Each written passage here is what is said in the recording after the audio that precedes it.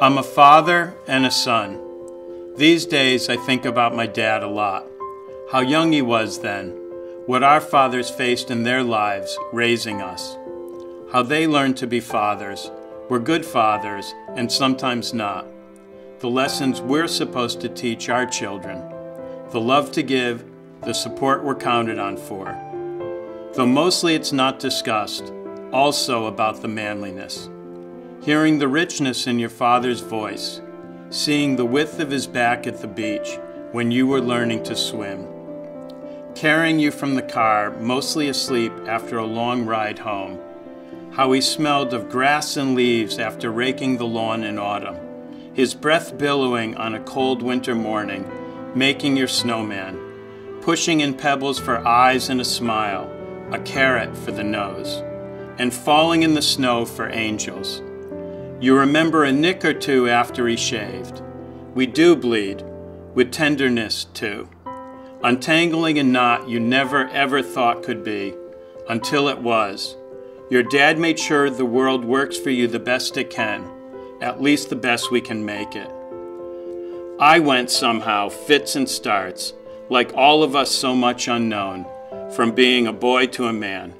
I learned to harden, forgot the complexities of navigating a boy's feelings, thoughts, and dreams, or at least believed I had. When I got older and married, we so much wanted a child, then wanted him to have a younger sister or brother, and us another young one to care for. We were raising 2 sons, and our oldest joined a summer sandlot game he'd seen in the small park across from our home on a blacktop baseball field. He wanted his teammates to come home after the game, 10 or a dozen boys. What would have happened to us over all these years if we'd said no? But we were following the instincts of a child, following his honesty.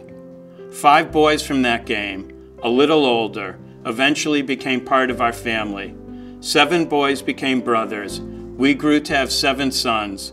Each moved in. Our hallway filled with shoes. Worn and torn socks were never matched to others.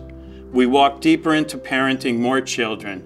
Parent-teacher nights and guidance counselors, expectations for our children's futures, and hope. Parents might try to hold time still, but children grow, pushing life forward. Our boys are young men. All but the youngest have gone to college, moved out, and some back. One has become a wonderful dad. I've not always been the best at that. I've lost my patience. I've yelled and it only scared my children and then scared me. Seas of emotions come and go. I've disappointed my wife sometimes. I've never wanted to. We reach milestones. Our oldest son's bedroom door open now all the time, his bed made and empty. His first day of school wasn't that long ago. That first week of no, don't go, stay, don't go. The first Little League games to what in seasons became suddenly his last high school game. All of us watching, his time at bat before this moment was over. A last report card, but a new beginning for the young adult who not very long ago was our newest baby. Our parents couldn't have felt quite the same, did they?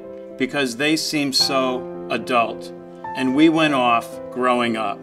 Our oldest son's grown to be much bigger than any of us. I was the last to hug him. A quick hug to his little brother, a guy thing. Hugging his mom, but I wouldn't let go. I wanted the pictures of our life to run through my head. The day we met, the day we took him home, fishing side by side. In grade school, for a class project, he wrote, "If you get writer's block, don't stop in the beginning. Don't be afraid to jump into the sea of ideas." And I was convinced he was a genius, at least for a moment or more than a few.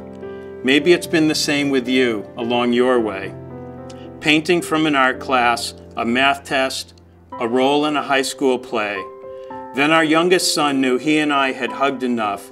He let go and walked off towards his new home. Beneath a long arch and white colonnade, a brick walkway, and he grew smaller. Others stepped in the way and I lost my son. Then he was there, then not, and then it was time for us to go home. Our journeys have continued the way they did.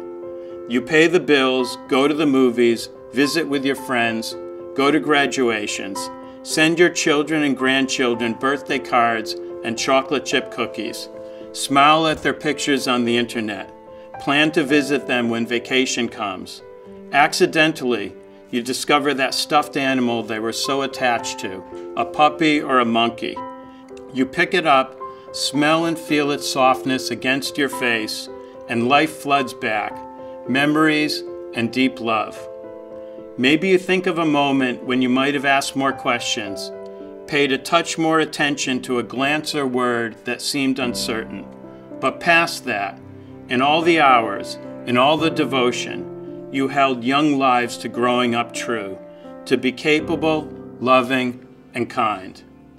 I am a father now with sons I think about a lot, and a son to a father I now better understand, his fear, his uncertainty, and I go into the fear and uncertainty with the courage of caring for young men who will do the best for their children, the best we can, to give and be present and dependable, to listen more, then listen again, supporting our children's dreams enough to help, not too much to leave them unprepared. That's the balance. What's right one moment changes later on. They grow and need other things. We dry tears, we pick them up when they fall, send them on their way. They go. Every once in a while, they turn around, walk back, and hug us. Thank you.